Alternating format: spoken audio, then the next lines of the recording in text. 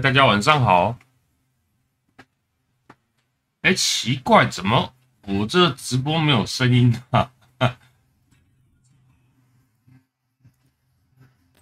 奇怪，怎么这直播没有声音？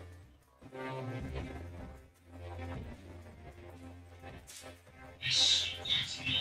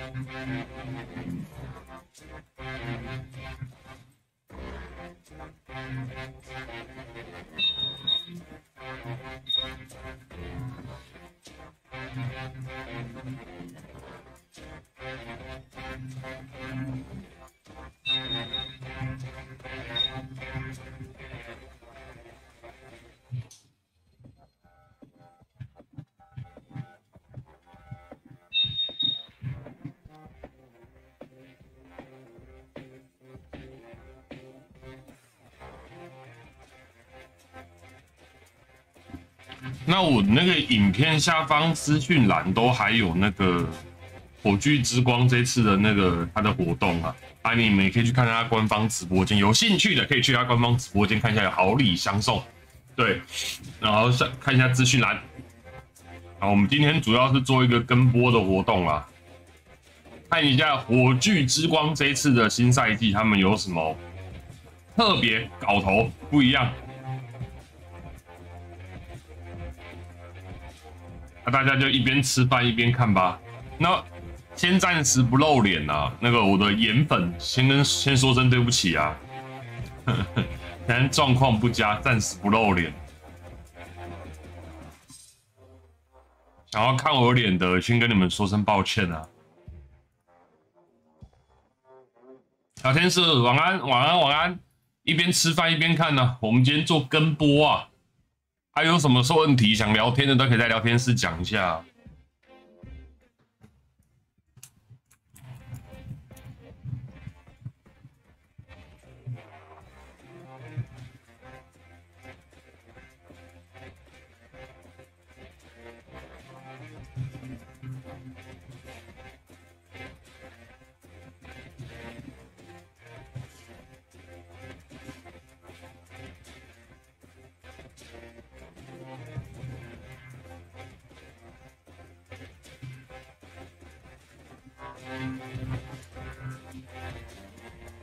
聊天室的帮我一个忙啊，这边有一个火炬之光的载点啊，帮我点选载点下载火炬之光，记得用我的专属连结，这边点我的专属连结，帮我下载火炬之光，一起加入火炬之光吧。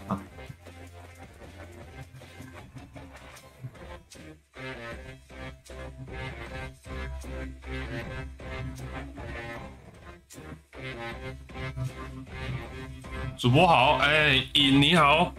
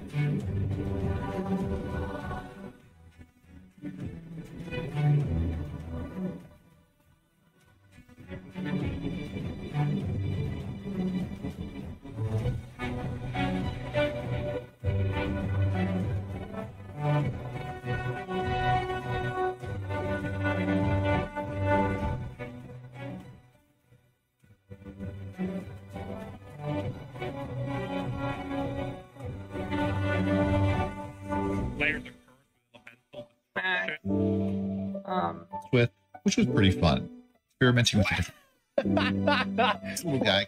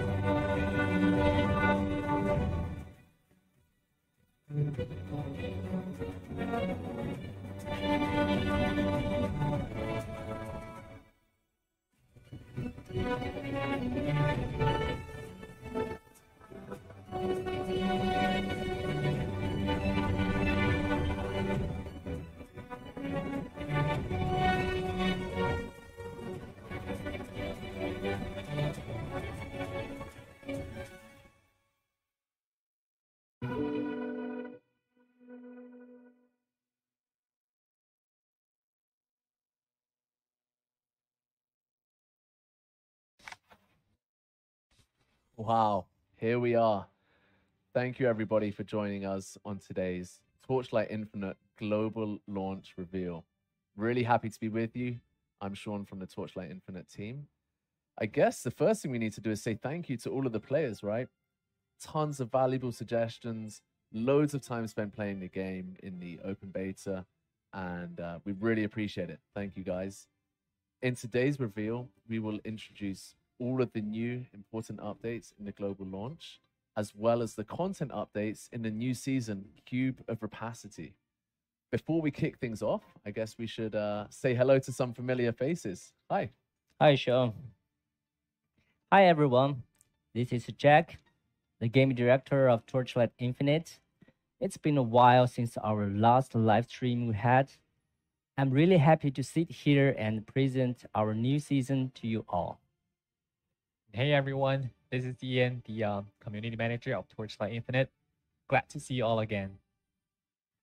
Yeah, thank you guys. So as everyone will have seen in the video just now, the upcoming season for Torchlight Infinite will introduce Cube of Rapacity and we'll have the global launch. Pretty exciting, right? Sure. Can't wait. I mean, it's been a long time coming. Just day by day feels like we're finally getting it. And do you know what else is cool? Our status on Steam is going to go from early access to official launch. Yeah. So we finally done it. Yeah. Yeah. Jack, I don't know about you. I can't wait to jump in. Sure, me too. And thanks for all your suggestions to make us improve. In the upcoming global launch, we will bring everyone a more complete and enjoyable version of Torchlight Infinite, as well as the new season, Cube of Rapacity. We hope you will enjoy it. I think everyone's going to love it. Thank you, Jack. Ian, I want to turn to you, our community manager. Spend a ton of time talking with the players. If anyone knows what they want, it's going to be you, right? First things first, is the question you've been getting asked the most. When does the new season start? That was a really good question, and I cannot wait to answer that. The new season, as well as the global launch, will be set on May 9th, 5 p.m. Pacific time. So if you played the previous season before, you might notice that we tweaked the starting time for the new season 2 hours earlier, just to ensure that players all over the world can have a much better, much more enjoyable experience, along with having more time to explore the new season on day one. Yeah, wow. I think people are going to be really excited.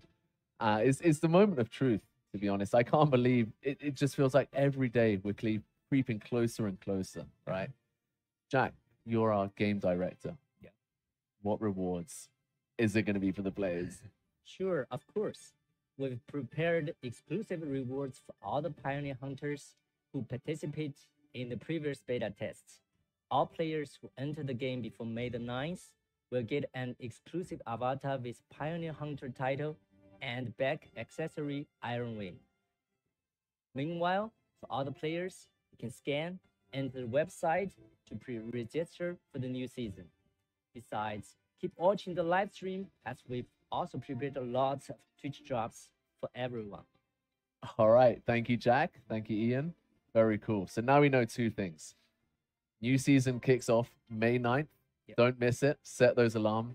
And thanks to this guy, we got a lot of rewards to look forward to. All right. So I'm going to go through the remainder, the agenda of today's live stream. So next up, we're going to be talking to David Brevik of legendary Diablo status. David, of course, came on as our consulting producer last year. He's had a lot of input into the game. We'll be hearing what he's looking forward to in the new season, what he's helped us with, and then we're going to get a comprehensive overview of the new season. Loads of details, including information about some events.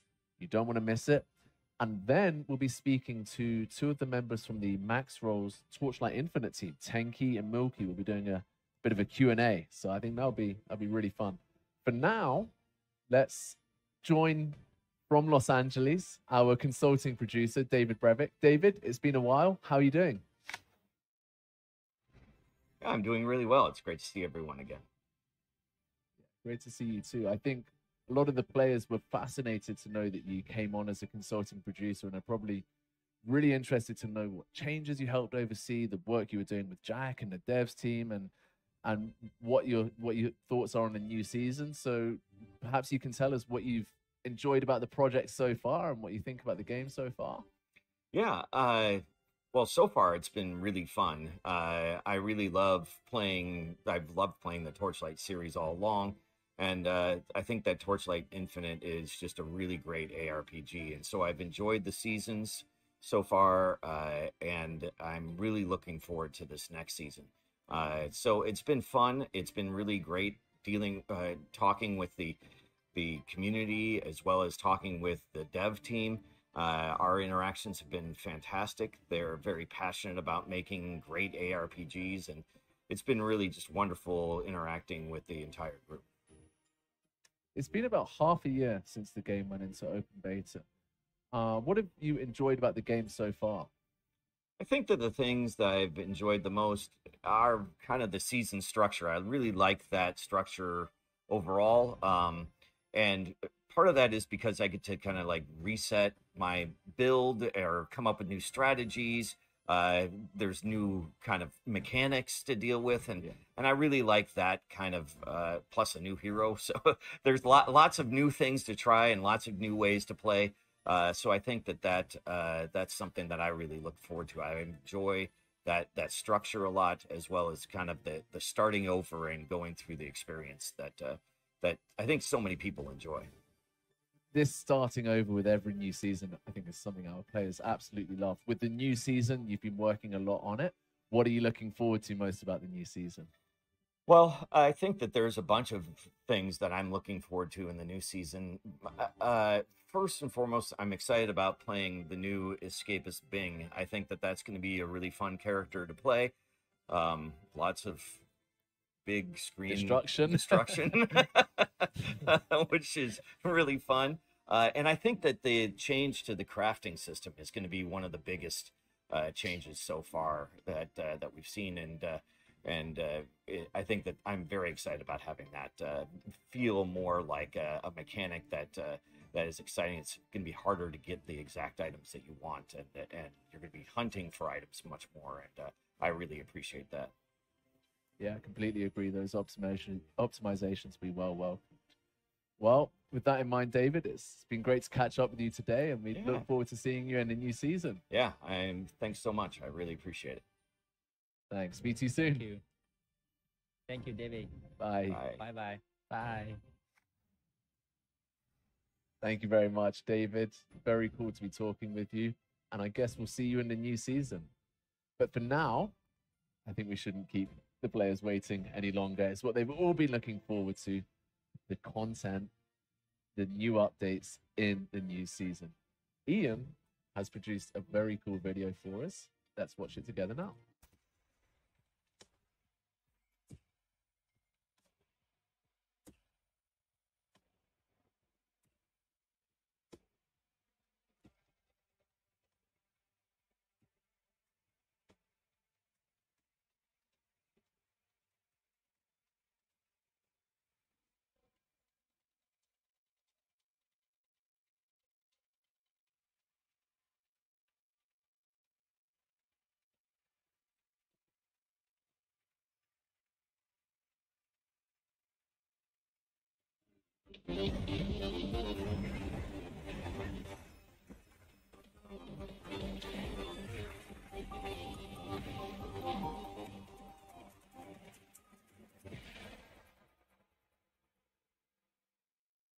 Hey everyone, it's Ian here from the operations crew.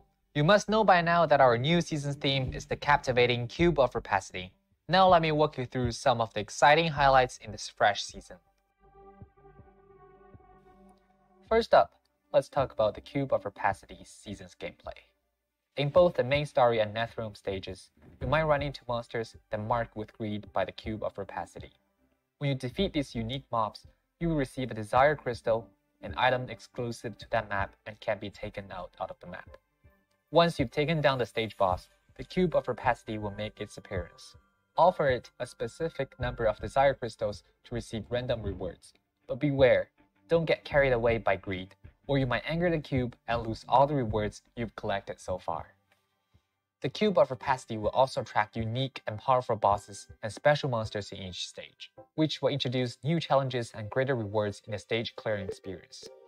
We've introduced a new talent called Average Code, exclusive to this season's gameplay, that lets you alter the rewards or challenges presented by the Cube of Rapacity.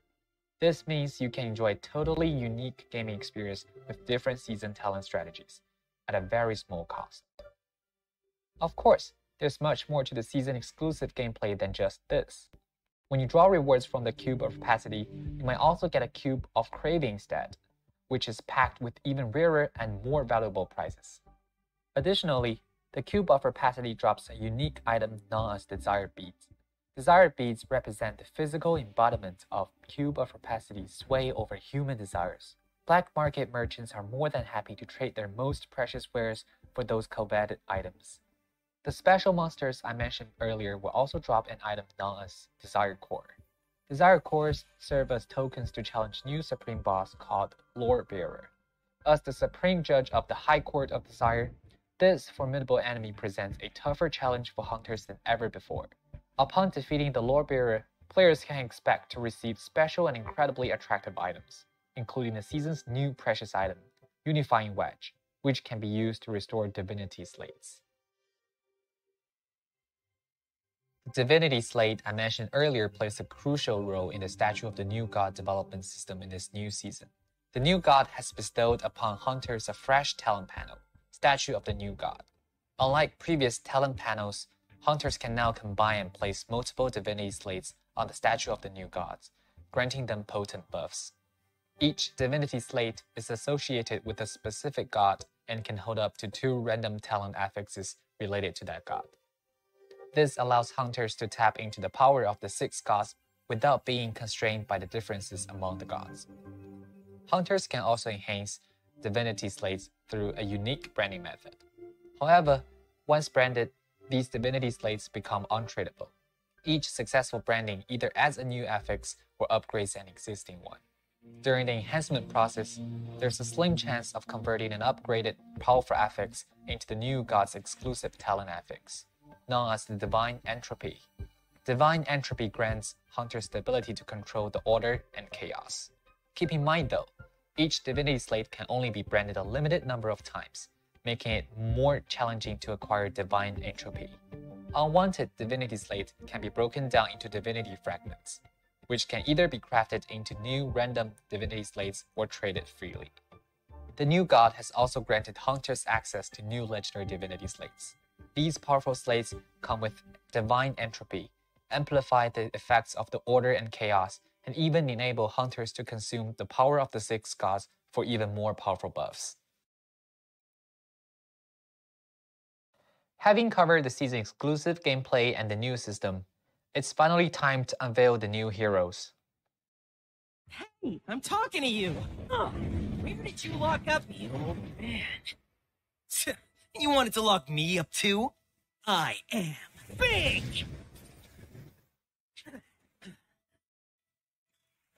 No place in this world can confine an escape.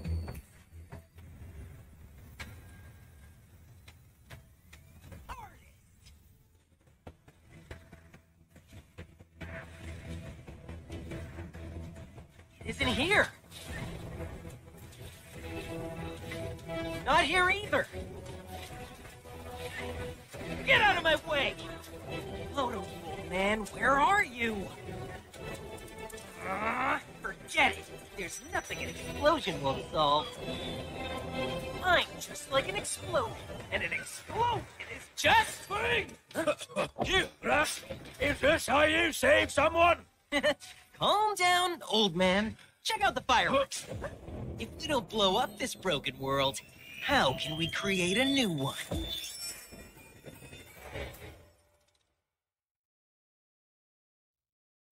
Bing, also known as the Escapist, famed for his flashy and powerful explosive skills. Anything that lingers in his hands for even a moment turns into a powerful bomb, constantly causing trouble for him, and that's why Bing's survival hinges on exceptional ability to escape. Escapist Bing's first hero trait, Blast Nova, loads projectiles into his beautifully crafted yet deadly bombs, which explode in a star-shaped pattern upon detonation. This enables Bing to take down enemies from more distant and secure positions. While Bing's bomb throwing speed remains constant, hunters can learn traits that enable him to throw multiple bombs at once. Covertly attach bombs to enemies or add special effects to bombs when thrown. The more bombs on the battlefield, the greater the explosion damage inflicted on enemy caught in the blast. In essence, tossing as many bombs as possible before setting them off is key for Escapist Bing to deal massive damage. Thea's hero trait, Incarnation of the Gods, emerged when Thea ceased to be a mere conduit for the gods' will and opted to become a scepter-wielding deity in her own right. Similar to Wisdom of the Gods, Incarnation of Gods consumes blessings with its hero trait skills to grant short-term explosive buffs. What sets Incarnation of the Gods apart from Wisdom of the Gods is that its divine realm doesn't really deal damage directly. Instead, it aids Thea in converting the gods' blessings. When Thea is outside her divine realm, she transforms her tenacity blessings into agility blessings, carrying out the goddess of hunting's edicts. This enables her to deal unimaginable damage to enemies with full life, based on the number of agility blessing stacks. Against powerful enemies who are unwilling to be punished, Thea can enter her divine realm, which converts agility blessings into tenacity blessings, allowing her to borrow the power of the god of the might, which grants her a defense boost according to the number of tenacity blessing stacks and deals a lot damage to enemies with low life. However, becoming the incarnation of the gods comes at a significant cost. As Thea gains divine power, her fragile body must withstand unbearable negative effects.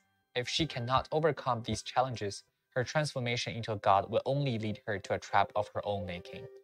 Thus, this hero trait requires hunters to strategize about acquiring the god's blessings and entering the divine realm at the right moment to convert divine powers.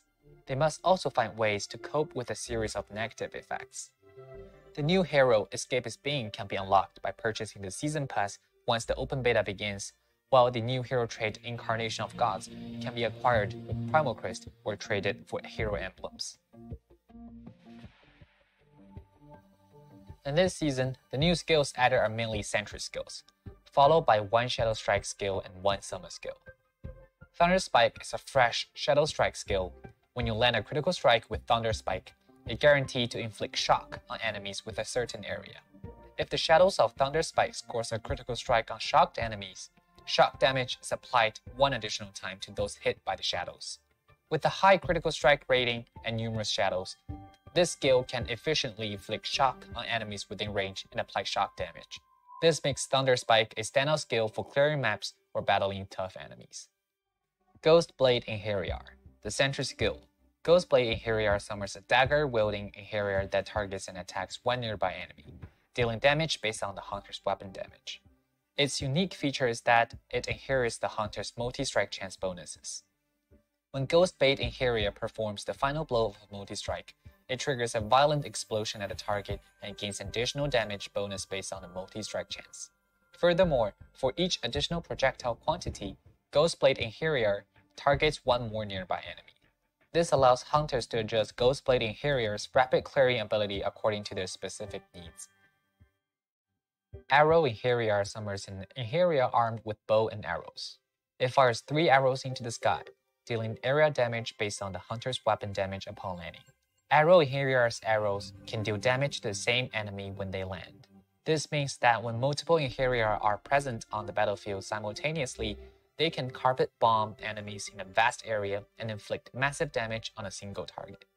It's important to note that arrow inferior's damage increases over time. So when facing tough enemies, avoid hastily summoning new inferior, as this could remove your initial arrow inferior and actually reduce your damage. Thunder Core is a lightning spell sentry that periodically unleashes several thunder strikes at nearby enemies, dealing area damage. The number of thunder strikes released by Thunder Core benefits from the jump bonus, chaining enemies together in a lightning grid to inflict damage over a large area. When targeting a single enemy, Thunder Core concentrates all its thunder strikes on that enemy. I hope Thunder Core will offer robust firepower support for hunters in all situations. Frost Core is a unique code spell sentry that fires spiral projectiles, bouncing between enemies as they strike.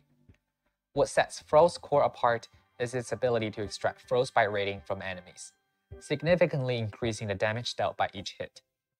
However, if a hunter plays too many Frost Cores, excessive frostbite rating will be consumed after just one volley of attacks.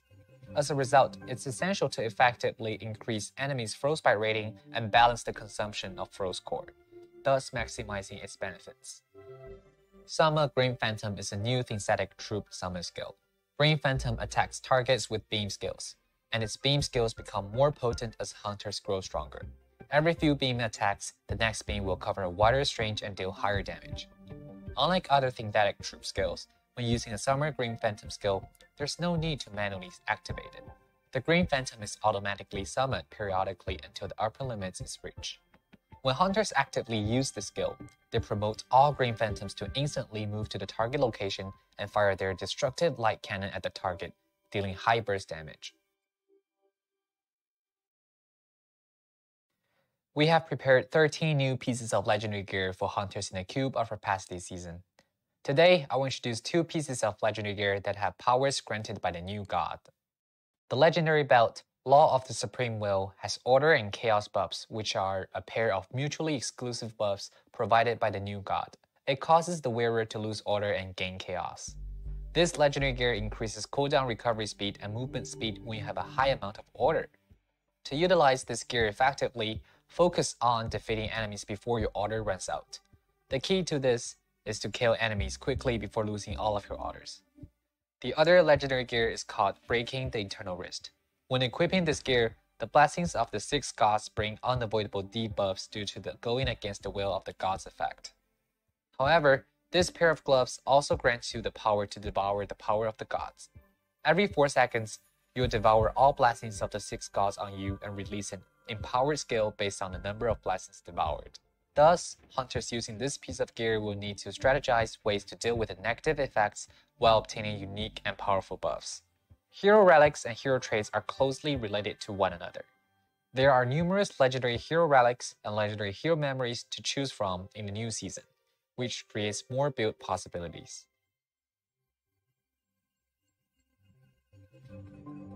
In previous tests, the overall performance of the spell system was relatively weak, making it especially challenging to transition and progress smoothly in the mid-game. For this reason, we have designed Spell Burst, a new developed system for spells. With Spell Burst, hunters can consume Spell Burst stacks when using or triggering channeled spell skills. Based on the number of Spell Burst stacks consumed, they can automatically cast multiple spell skills in a burst within a short period of time, allowing for easy semi-automatic spell casting. Spell Burst is a powerful development system for spells. It enables hunters to have a relaxed and smooth map clearing experience while also allowing them to move around nimbly and avoid enemy damage. However, Spell Burst can only be consumed when it's at maximum stacks, so don't forget to upgrade the charge speed of Spell Burst when upgrading cast speed. We believe the addition of Spell Burst will bring spells to prominence this season. It's time for spells to reign supreme. Command is a new mechanic designed for summoning builds, specifically addressing the monotony of using synthetic troop minions due to the lack of related attributes that can be developed. By adding Command, we have introduced additional development paths for synthetic troop minions and significantly increased the damage dealt by synthetic troops. Since Command will always drop down to 0 quickly, changing the combat rhythm on synthetic troop minions can be achieved by developing Command.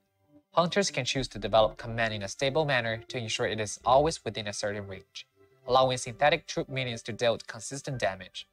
Alternatively, special development methods can be employed to gain a large amount of command in a short period of time, making synthetic troop minions attack wildly in an instant to deal massive burst damage. However, this approach may cause you to lose all of your command quickly after bursting. As a result, the key to defeating powerful enemies with an army of synthetic troops lies in learning how to effectively gain and maintain command. This new mechanic offers a more engaging and dynamic experience for hunters who prefer summoning builds. The new crafting system in Torchlight Infinite aims to retain the advantages of the previous system while addressing issues such as the lack of excitement and surprises during crafting. The new system consists of two components: prototype crafting and targeted processing. Prototype crafting allows hunters to lock up to 2 affixes on a piece of gear and re-randomize it into a prototype gear with up to 4 fixed affixes. This process retains advanced affixes on gear, but the plasticity of the original gear decreases with each craft. Prototype crafting is not possible on gear with 0 plasticity. This method enhances the looting experience, turning gear drops with advanced affixes into valuable crafting materials, and making the crafting process more exciting. Targeted processing replaces the old crafting method. While hunters can still use Amber to craft desired affixes, they no longer have the option to save or revert affixes when crafting a single affix. Instead, they can pay a certain cost to revert the gear to its initial states before target processing. It is recommended that hunters use prototype crafting to create good prototype gear, and then use target processing to craft other affixes. This combination makes obtaining powerful gear easier than before, but crafting the best gear becomes more challenging and strategic, enhancing the overall crafting experience for players. Torchlight Infinite is constantly working on game balance adjustments and optimizations based on player feedback and testing. In the new season, many targeted improvements have been made to hero traits, skills, talents, and gear, with a special focus on legendary gear. More detailed information on these changes will be provided in a season update announcement in the community. Continual updates and optimizations are being made to enhance various aspects of the game. Some examples include single hit damage limit can now exceed 2.1 billion. Netherrealm map affix customization, skilled effect transparency adjustments, auto channel for skills and other switch features, advanced search in the trade house including searching for the repeated affixes, Path of the Brave improvements, addressing issues like the inability to pick up reverts after dying, pack spirits build configurations. These ongoing optimizations aim to provide players with a better gaming experience and ensure that the game continues to evolve and improving over time. In the new Cube of Rapacity season, there will be a variety of new pack spirits with different appearances released, including a season gameplay exclusive drop pad, a general drop pad, and 2 battle pads. Drop pads will help increase looting efficiency, while battle pads will assist players when they hit growth bottlenecks. A variety of new outfits will also be released in the new season, with some being sold directly and others being released in boon events. Keep an eye on game announcements and boon events to discover more about these appearances. We're looking forward to seeing you guys in the new season and are committed to providing a stable and smooth gaming experience. For more detailed information of the new season, Cube of Rapacity, stay tuned to the community announcements. You know what? I gotta say, new content looks very cool indeed. What about you guys? What are you looking forward to? What should we be looking out for? Yeah, for me, each new season, I will try a new hero. For this time, I will definitely try the new hero Bing. Yeah. You can see in the video, right? And what I like most for this new season is the looting experience. The dev teams have improved the looting experience quite a lot. I'm not just talking about the end game phase, but also when you are clearing maps in the campaign stage, right? You can see quite a lot of loots when you finishing the bosses and when you engage with the season mechanics. And the second thing is the itemization. The new crafting system and the talent panel offer a high degree of freedom and depth. Players will be able to explore new build combinations based on these new systems once we launch the game officially. Right. Yeah, I think it's going to be a real game changer for a lot of people. Sure. Ian, what about you? Well, I usually pay attention to the new skills and the system optimizations. I've noticed that in the season preview, there are several sentry skills that's coming out. And what's cool about sentry skills is that it's not like other summoner skills, which is bind closely to Commander Moto, which is our summoner hero. It is more like you can have your own path of development when it comes to having providing a similar battling experience like a summoner, but using a different path of development. Yeah. And for the system optimization, there's a lot of frequently asked ones, and including the skill effect transparency setting, and also the advanced search feature in Infinite House. Yeah, that's a big game changer. Yeah, that's the one I've been waiting for so long. I could never get a repeated epic. And many more to come. And Jack, I think mentioned we have some improvements in our controller support. Yeah. Sure. One more thing. Yeah, the dev teams have put a lot of effort on optimization of our PC game experience. Now, for this time, the new season, you can play our game with a PC with controller, or you can enjoy your game on the Steam Deck. Nice. So perfect for players on any platform. Yes. Right? Yes, sure.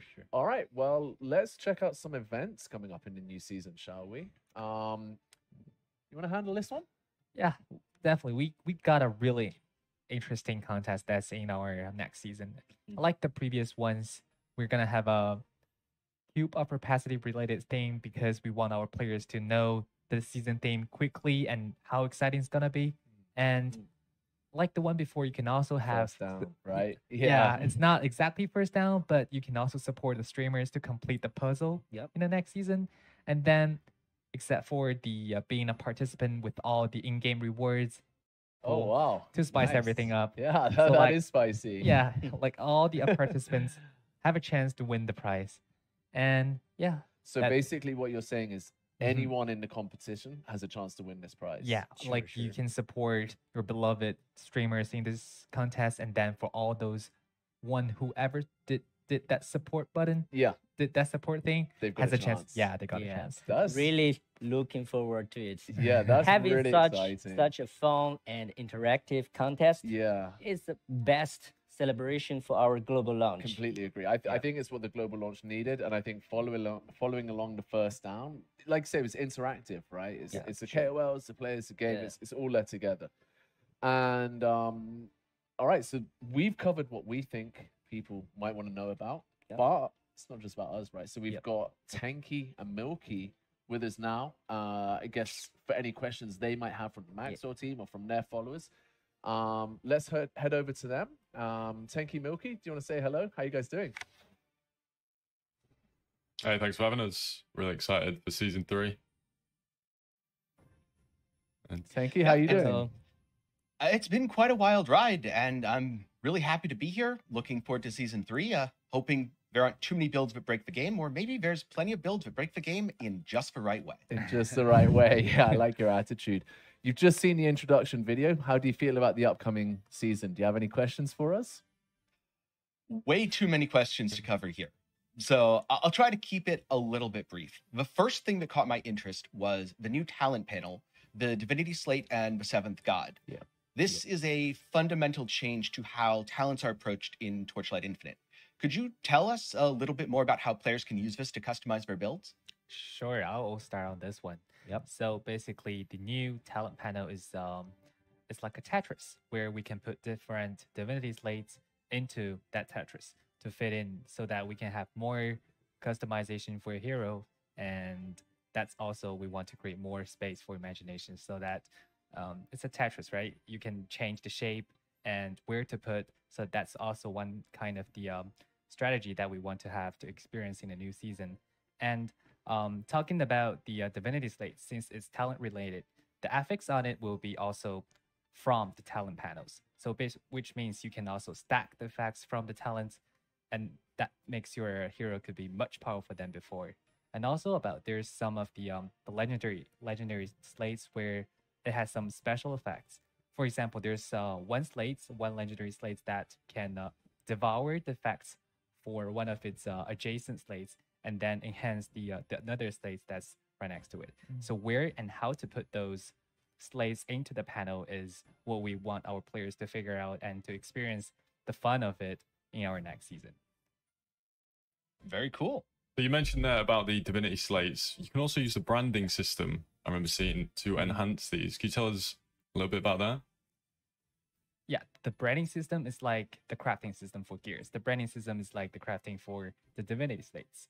And if you're lucky enough, there are the slates you got can have 2 affix. That's really powerful on it, because it could be the talent nodes on the very right of the talent. That's usually plus skill levels or maximum stacks of blessings. Those are really powerful skills, and you can have 2 on that on default by when you drop it, and you can use the branding system to add 3 more affix on it.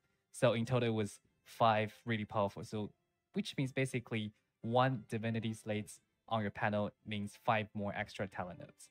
And you can also allocate on those into the most powerful points, which means it's also going to be really powerful for your heroes. So how much of a power increase could a well-branded one realistically be? That sounds quite strong. A lot. All I can say is it's going to be 5 talent nodes, but you can put it everywhere you want, anywhere you want. So, and also there will be like similar effects working as the infinity belt. So it's also be part of the so yeah. Awesome.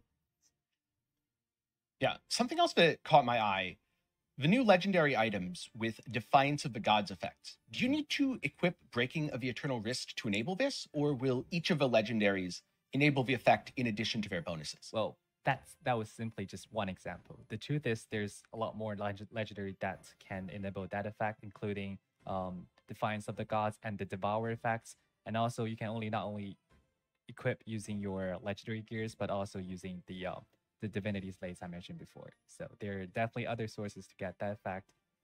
Don't worry, there's not only limited to that one. Okay, so I was going to ask you about Bing, the new hero. He looks really cool. He sounds like a bit of a trapper or a miner for like that kind of archetype. How does he actually interact with existing skills? Because this isn't something that's seems supported right now in terms of traps and mines. Can he use his tags with minion skills, sentries? Yeah, sure. So I will cover this question. Yeah. So I personally like Bing very much when I played Internal.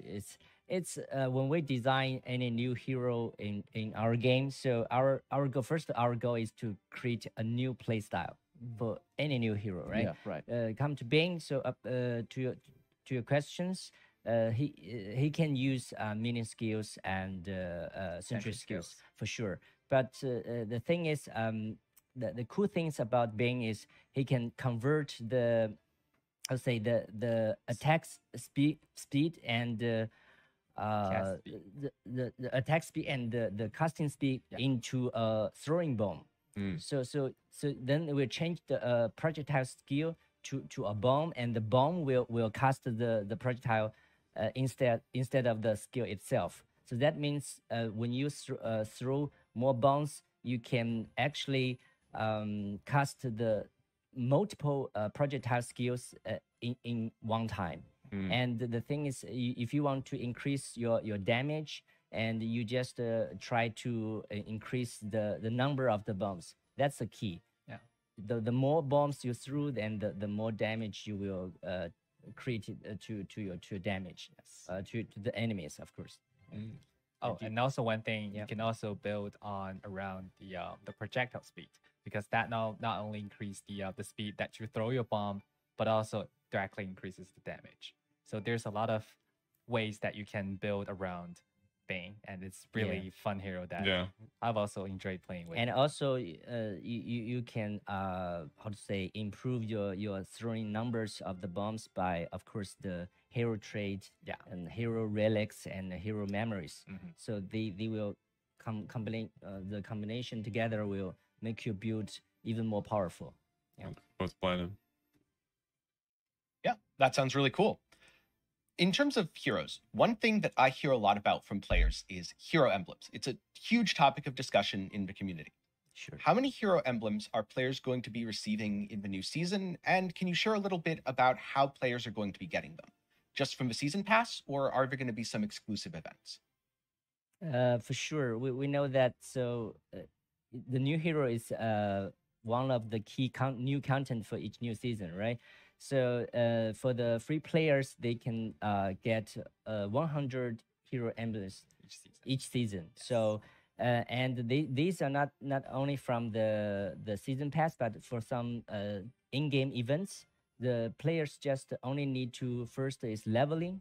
When you reach some higher level, like each 10 level, 10, 20, 30, so you will get amount of the embers. Yeah, those are really easy to grind. Very easy. Or you can also get this by clear killing the bosses or clear maps in the end game. Yes. Yeah. Okay, so I was now going to ask you about the cube. It looks like a really interesting mechanic, and in Black Sail, it felt a little bit more unrewarding because of the amount of control you kind of had over the outcome. And obviously in this new season, you can continue to kind of try your luck with the cube. And at some point, you could potentially lose all those rewards. What have you done differently from Black Sail so that you feel like that choice are like meaningful and you kind of incentivize you to take risks? Actually, it's not that scary, of course. So, you know, another thing is for the new season is the season mechanics. Of course, we put a lot of efforts and attention on this. So, in the previous season, we give the players a lot of choices. They can choose to stack on their buffs and make impact in the reward. But also, you know, in general, our game is already very complicated, and if you give just sometimes more choice, it doesn't mean more fun. So we realize that. Yeah, so and that was the feedback we got from the players as well. Yes, right? Sure. Yeah. And so in this season, we want to go to another approach. We just want to go more relaxed and casual way. So actually, in this new season, the core mechanics, you just try to find the season mobs on the map. Just clear the map, killing these mobs, you will get these points for this season mechanics. And the more points you got, the more chance you can roll for your reward. And that's we see it's just a bonus for after you clear the map and the kill the boss, you get a bonus package, right? Just based on luck. It's not that much strategy or choices. Okay. But of course, we put a little bit is you can try to double your reward or you will lose it. But it's with a little bit risk, but you can double it. But it just depends on you. If you don't want to go to this risk, you just keep safe. You get to collect what you already get. You just go to another map. Yeah. So sure, that's it. I'm going to be risking it a lot most of the time, I imagine. Good clips. Yeah. Gotta risk it. Gotta risk it for the content. Yeah. And you mentioned the game's getting more complex. Since the start of the open beta, multiple systems have been added. Hero Relics and Memories, and now the Divinity Slate. Sure. This certainly increases the game's complexity. Do you have any concern that it's going to become too complex, making it more difficult for new players to find a comfortable point of entry? Yeah, that's a really good question. I think it's not only us. So this question actually is a industry question for all the developers in this genre. Because, you know, ARPG players, most of them, or quite a lot of them, are really hardcore players. They consuming content crazily really fast, quick, you know. So especially for us, we just finished our beta tests. So to us, in our mind, we are still a young game. So we're still at the early stage. So we think we still lack of some content. That's why we put so much effort on creating a more creative and engaging content, new content in each season. So of course, we will also put an eye on the overall complexity of our game. So if it's so over a line, so of course we will try to simplify or find a way to make things easier.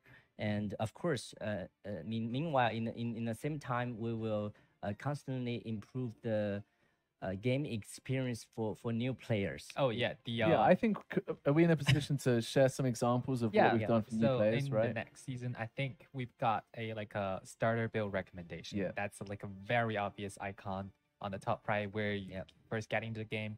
You can see like what talents, gears, skills linked, and the support skills. What are they used? you don't have to think about what to choose. Just but follow it. Yeah, just follow it, and it will be powerful enough to get you through the early Netherrealm. I'm not promising you can defeat all the uber bosses, but it will have help you go through a very fluent early game. And when it comes to later on, we do have hero rankings where you can see all the top players, and we did a little improvements on that because in the previous season, there's actually some aspects where we cannot see, but now you can see everything. Each of the talent nodes that he put on his talents, we can see that through the hero ranking system. So now, like, players can see a very thorough, Detailed. and detailed instruction, complete about what are they gonna choose. Yeah. So Actually, there's another small feature, but I really enjoy it. Is we add a replay system in our game.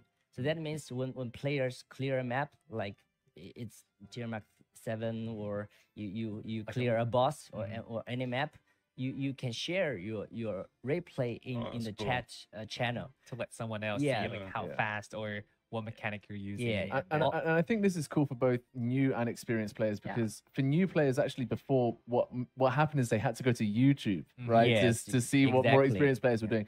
And for more experienced players, it makes it way more easy for them to share what they're doing. Yeah, it's in game. And the cool thing is, if you see a replay and you think the build and the play style is cool, you want to copy, you can directly click the name of the players, and you can jump into his builds, and you can see all the items, skills, and everything to make this build. So just in game, and you can have all this information you need. That's really cool. I think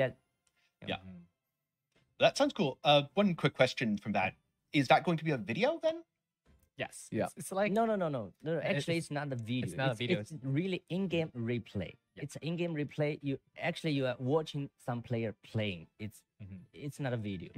It's so actually we storage the data through like in our way. You clearing the map, and you replay. You can see how the player clearing the whole map. Yeah, it is and like even you can speed simulating. up. You can speed up two times and 4 times like that. Yeah. Oh, it's very cool. Yeah, I like it really much. So one of the builds that I think a lot of people did that with me in the first season, Dark Surge, was Whirlwind Rayhan. One of my favorite builds to play. Do you think that the adjustments to Rayhan and Whirlwind were in a good direction, having looked at Black Sail now? Yeah, are these the kind of massive balance changes we're going to expect for these top performing skills? Yeah, balancing is always challenging, and we all know the Whirlwind is so popular that everybody like it. But of course, there's one principle or rules internal is if there's the build it's obviously OP, so we have to make some change, because we don't want these builds to ruin the general game experience. So or put some pressures on other players if they're playing a build that's strong, so they have to change. Then it's everybody play the same, so we don't want to see this, right? So after we make some changes to Rayhan, so I think the feedbacks from the community, it's still fun to play, and it's not that OP, but it's still fun, and you can definitely beat the end game.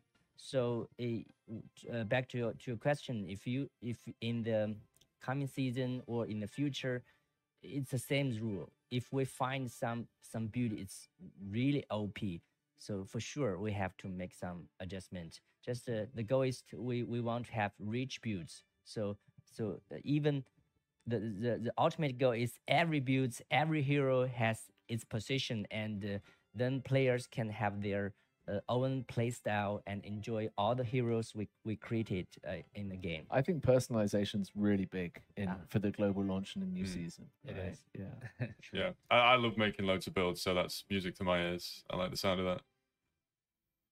Yeah, and that ties into something that I've been thinking about as well. In the open beta, there was often a large power gap between the best builds and certain other hero traits. The first one that comes to mind is Yoga's space-time illusion. He felt very, very weak compared to all the other hero traits, which kind of leads players to feel like they have to hunt for the overpowered mechanics or bugged things to abuse.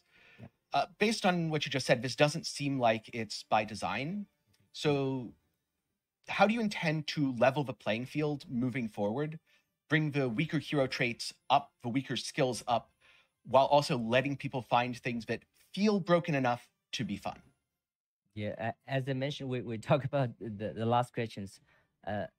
Balancing is always the key, but it's also the most challenging part for our dev guys, you know, because the builds is built up by so many aspects and components. So it's really challenging, especially we have a limited developing time and limited testing time. But the good news is we already implement some automated testing tools during the we developing this new season, and that will help us a lot. And we will also increase the manpower on the testing team, and we will try our best to ensure when we release the game, most of the heroes and builds are balanced. And but come to your question, especially for the, I'll say like the Yuga, can you introduce something about the our new mechanics for the mage?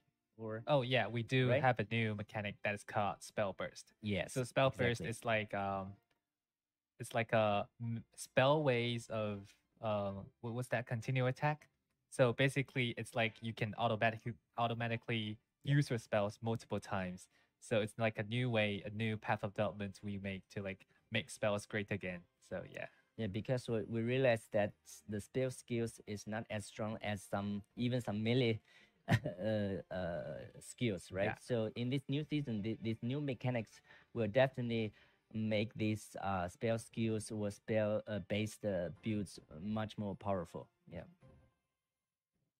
So one of the ways that people typically measure up their builds is obviously these end game bosses you guys design. The Law Bearer is your new one. Is we going to get invitations kind of like we did with the Lord of the Void Sea? Is it going to be tiered difficulties like 1, 2, and 3 like we have with the previous one? It's gonna be pretty much the same as we challenged Lord of the Void Sea. You'll get invitations, and depending on the number you put into it, it will have 3 tiers. And because we want to like players to have different levels to test out if their damage or defense is enough to like beat one of the uber bosses. Yeah. Now, in the past, you've mentioned that pack spirits, the pets, are a great way to support the devs, but not part of the core game experience. Yes. Something that is nice to have, but you don't need. With more pack spirits being added in the new season, are there going to be more ways, especially for free players, to collect them? Because power level aside, some people just want to have a lot of different pets for collection's sake. Sure. First of all, I want to say that the pack spirits, it's actually part of the playstyle. It's just part of the builds, but just make huge impact on the builds, right? And for the free players, if we want to collect more, we will offer in-game events to our in-game currency. And with this in-game currency, of course, the free players will get the chance to collect the pack spirits.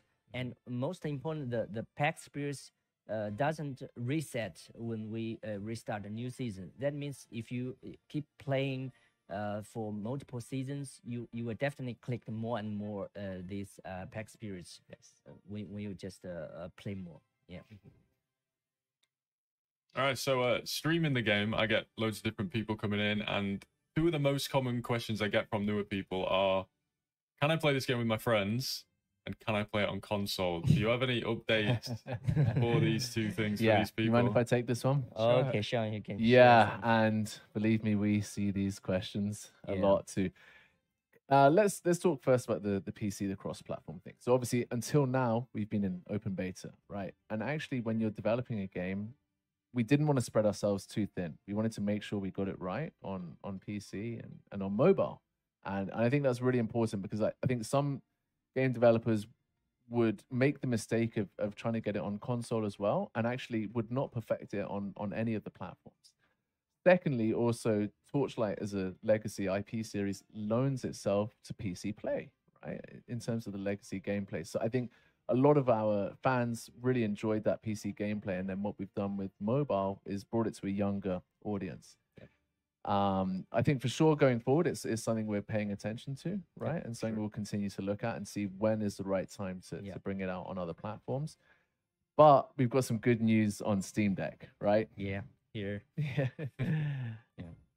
So actually the dev teams had put a lot of effort on optimizing the general game experience on PC, and also a lot of players are asking for controller support. So we already added a part of it, and for this new season, we optimized most of the core features or core systems when you're doing the core gameplay. So most of these systems already support controller support. So in this new season, when you play on like Steam Deck, you will definitely had a much better game experience. Or you can, if you play on PC, you can have a controller connect to your PC, and you will get a similar experience on console. But for sure, we will try. We already a cross-platform game.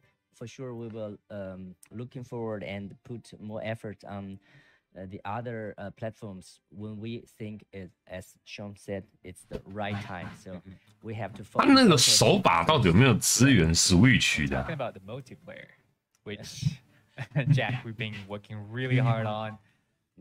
Yes, that's another topic. We see just times and quite a lot of players asking in Discord or in the community. For sure, we know. For us, even the internal team, everyone want to put this feature out as soon as possible. But actually, we just think we need just more time on it, because the game. 是我是想用手把玩，但是我的手把没有像 Xbox 跟那个 PS5 的可以有支援。但我其实觉得火炬用手把玩其实是蛮 OK 的。对啊，你要做 PC， 我觉得火炬做 PC 它的画质，这种欧美画风是很不错的。它这手把资源呢，是不是可以更多方向？我觉得这边应该 hashtag 一下。I can definitely attest that the game feels great on controller. 在哪个赛季中的 COOP 和 multiplayer 这种玩法会是什么样？很好。Yeah, the new season will be better. Yeah, even better. It's great. One thing that 他呼麦的声音怎么那么大声啊？他有没有用那个降噪的那个 I spend way more time than any person should crafting items in Torchlight. 他呼气声超大声的。But it felt like there was very little reason to use an item which wasn't perfect. It wasn't like 6 times tier 1 mods were special. That was the expectation of a norm going into. 有时还可以获取利益，但是如果物品打不完，就感觉没有什么使用流，这感觉并不好。并不是说有个 T1 尺准是必须的，而是在开始之前，这就已经成为了一种期望。现在进入新赛季，看起来打造系统发生重大变化。如果在游戏中引入一个新系统，使得物品不一定变得很好，那会怎样呢？是的，我会解释这个。所以。之前的打造是非常容易使用，其实很多玩家喜欢这种方式，因为它容易上手，这是可以理解的，这也很简单，而且它也很难握，所以我们决定改造整个打造系统。我直播这边自己没跟到，靠北。我们希望玩家更注重于过程，而不是结果，这也是我们改变的原因。新系统让装备获得更加有意思，因为不是可乐，他那个我觉得字幕有一点快。可乐，你自己有玩《火炬之光》吗？还是你玩 RO 而已？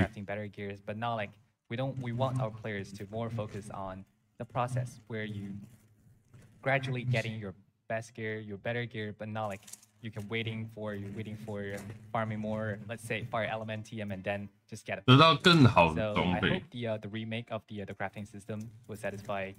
因为《火炬之光》这一款游戏，我个人如果用它跟《暗黑不朽》来比的话，我是喜欢《火炬之光》的。但是它缺点就是它比较没有那个 ANORPG 的那种感觉。但是有些人就是比较是一些独狼玩家嘛，独行侠，他们对于受众群就不同。那我个人是希望火炬之光加入 PK 系统啊 ，NORPG 的元素可以放進去一点的话，那就是非常 OK。像这次暗黑4也是走 NORPG 的风格。但我是比较喜欢火炬的那种，它有点像是 Overwatch 的感觉。It's not that much value, but when after we change this crafting system, even you are clearing the maps in the campaign through the campaign, you will constantly drop some items that will caught your attention because sometimes it will have even a tier 1。你有些情况有没有这中国人？因为这些物品甚至会有 T1 的词缀，因为有时候这些物品甚至会有 T1 词缀，甚至对词产生影响。Then you lock this effects and you craft it into some the gears that fits your builds. So it's not only. 所以不仅是这一块。Our game, all the systems. 因为我们的游戏所有系统，这不仅仅是关于打造，但是拾取的体验也是。我们希望在这个新赛季有很大改进的地方。对 ，Tanky 他喜欢那么做，他喜欢住在镇上制作物品，而我喜欢，我只想成为 leader， 消灭小怪并利用交易它。这是我最喜欢的乐趣之一。在黑暗这件事情上，是你介绍黑袍的方式。我要游戏中，黑乔你可以在太快了，新车。And do you have any interesting way that you're bringing back Black Sail in it? Is it going to be a similar way, or have you got something new? Yes, it's gonna be pretty much the same, like how we put Dark Surge into Black Sail season, and we made some minor changes to making it adding like 3 specific cards for the Black Sail season, and also we've made other changes like we've collect a lot of feedbacks about what's the trials, and those are not like. Sometimes you get those cards; those are not like guaranteed appeared in the mark in the stage, but you get those cards that makes you feel like disappointed. But now it's not gonna happen. And then we've also made a change because we've changed the crafting system. The gears is now more valuable than ever before, and then we've also added some cards related to those. So those are not significant changes, but it still matters. Yeah. In general, the gaming experience for these decks, we think we're trying to improve the general experience. So, looking forward to trying it. And congratulations on the global release. I know this marks a huge milestone for the game. Certainly as someone who's played since the DBT 3以来就玩过 come a 的。 long way. But what does the future of Torchlight Infinite look like? Yeah. First of all, here I really want to thanks all you guys and all the other players who joined us through this long journey. And finally, we are close to this launch, right? But so come to our goal at the very beginning. So we just want to create a game that we love to play, and 我们喜欢玩，我们只想把我们的游戏带给更多玩家，带给让这些玩家都更容易游玩，无论他在任何平台上面。没错。And another thing is we want to make game that is a long run. So we know one game is not make one day. So especially we received so many good suggestions and feedbacks from you guys, from the community, from Discord, anywhere. And so these a lot of suggestions actually we put in our new seasons, we put into our updates. So again, we just want to make our game to grow and together with the community. So and everybody can enjoy the game, and we will try our best to bring new content to our players. So there's tons of plans for the future, but what excites us most is the global launch. So we actually all of our team and the dev guys cannot wait to bring our game to all your players. So we already shared. So set up your calendar. So May the 9th, right? May 9th. So don't miss it, and we are looking forward to see you in our games. And welcome everyone to bring your friends and join us. Yeah, really looking forward to it for sure. Yeah. I'll mark the date down. And then I have a little more of a personal question for each of you. What's been your favorite moment working on the game so far?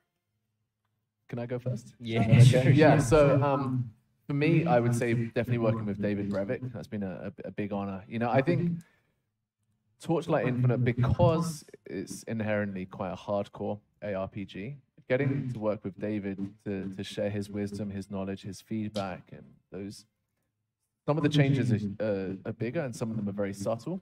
And yeah, that's been a big honor for me. Yeah, for sure. So we had quite a lot of discussions. Yeah. And his experience and always inspire us, and we have so much to learn from him. Right? Yeah. And to me personally, it's just that part is when you have an idea. You have an idea in your mind, and you just go through the process to watch the idea become true, and you can play it. So every feature, every change we want to make, so every system. So that's the best part. So it's from the very beginning and to when you really implement it into our game, and especially when players play your game and see their reactions and feedback. And that's Every one of those comments is really Stop, an you're stealing my feeling. part. Sorry, the As a community community manager, that was my part, because collecting player feedbacks is always one of the major jobs I've been doing like the entire time, and especially those compliments, including the criticize, because we've been having those meetings all day long, because I've been experiencing the same things. Okay, oh, I see that comment. I put that comment to the top of my report to see, okay, this is the one I'm going to talk on the meeting today. And then to see how we make that change and how the comment has changed, that's going to be the most satisfying part I've been working here. Yeah, totally. Yeah, I definitely resonated with what you said, Jack, because for me personally, my favorite part is putting together a build and seeing it all come together, making those small tweaks to the gear, adjusting a talent here and there. And when it works, it just works. What about you, Milky? I'm a simple guy playing ARPGs. I just want to put a build together that just destroys everything and just go. Honestly, like numbers. Yeah, Torchlight does that so well. I can just go into beacons over and over and over endlessly with my really overpowered character. I love it. Yeah. Hope you will enjoy our new season. Yeah, I think you will. I think you will. 希望你喜欢我们的新赛季啊。 With all the new stuff you're adding as well. Yeah, definitely. You guys to come. And speaking of the new season, new game, and just ARPGs in general, if you could distill it down to a short ARPG. how do you think that Torchlight Infinite sets itself 火 apart 炬之 from 光 other 跟其他的 ARPGs, and ARPG 游戏不太一样 especially the ARPGs 特别是 that 打 you're 算与之竞争的 ARPG。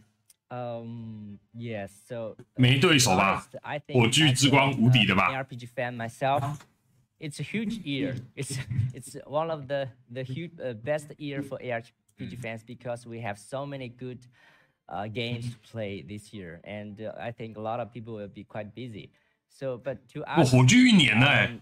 again, to our goal is we just, you know, as a developer, the best part is to creating your 有1年吗？没有吧？ That's most important. Your own game. That means, of course, you have to learn from the previous one, these AAA and all these games that bring you so many good memories.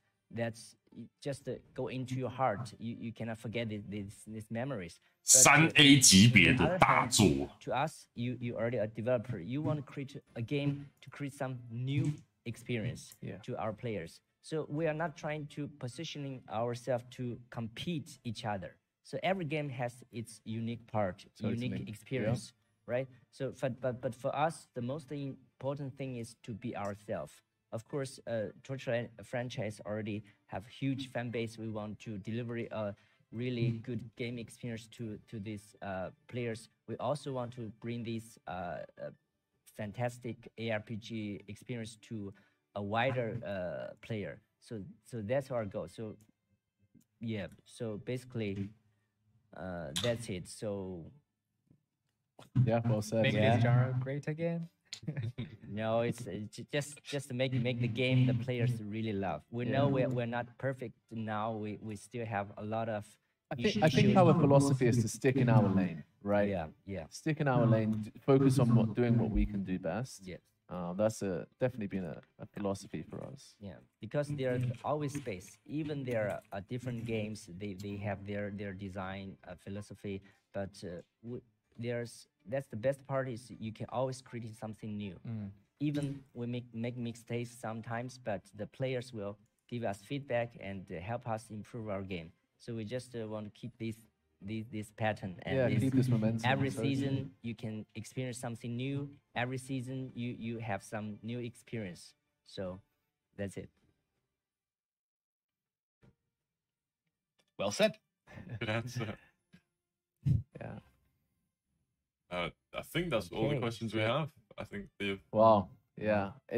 If that Q&A hasn't covered most of it, then I don't know what else there is to cover. Really long one. Yeah. But it was great to see you guys, and really good to chat with you today. I hope you enjoyed all of the introductory videos and all of the content we've talked about today. And yeah, I'm pretty sure we're going to be seeing you soon in the new season. So looking forward to it. See you then. Yep. Definitely looking forward to the new season. It's been great to be on, and thank you for giving us the time. Thank you, Tanky. Thank you, you, Milky. thank you. See you guys soon. Thank you. See you soon. Thank you. Bye. See you. Bye. Bye. Bye. Thank you, guys. Thank you, Tanky and Milky. Really good to see them, right? Yeah, Love the whole Maxwell Torchlight Infinity. Yeah, they're great. Tons of great guides, loads of good content. Definitely go and check them out if you haven't already. 这边我跟大家讲解一下 Maxwell 团队啊，他们就是之前测出了暗黑破坏神永生不朽，他们说我们要让暗黑破坏神永生不朽永远离开我们的网页，因为他们有 pay to win 的性质，已经破坏了暗黑破坏神系列的传统。那 Maxwell 是一个国外非常大的团队，专门在做一些 RPG 的 ARPG 的攻略。基本上暗黑破坏神系列都有在那里面，但是不朽的话就没在那里。好啦，今天的跟播就到这边啦。那有兴趣的朋友们呢，赶快预约连结跟我下载起来，然后领取限时奖励。他们官网也都有活动啊。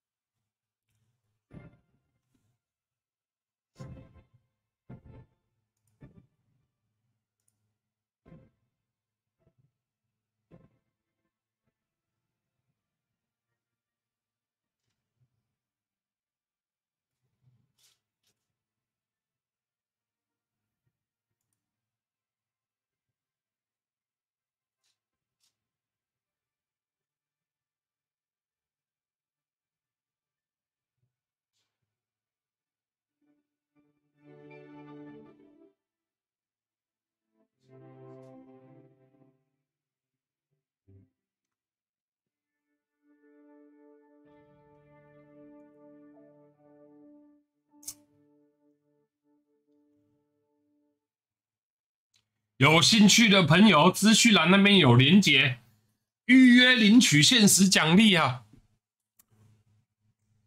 玩起来好不好？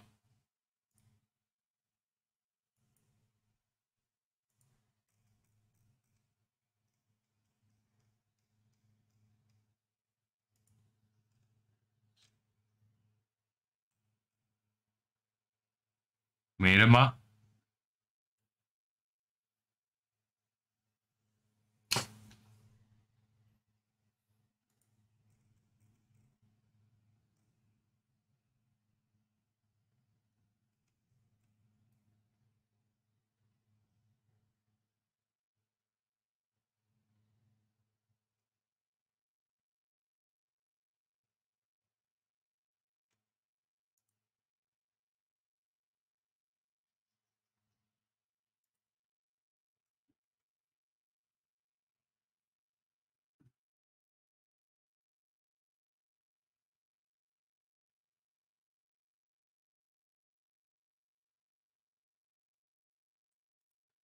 感谢大家的收看啦，跟播到这边啦，感谢各位的都干。下次见面可能是要直播火炬之光的时候，会一边拓荒，一边跟大家的拉赛啊。有兴趣的人记得跟播一下，到时候是5月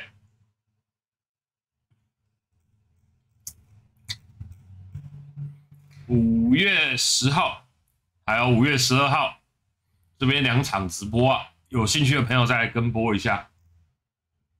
See you next time.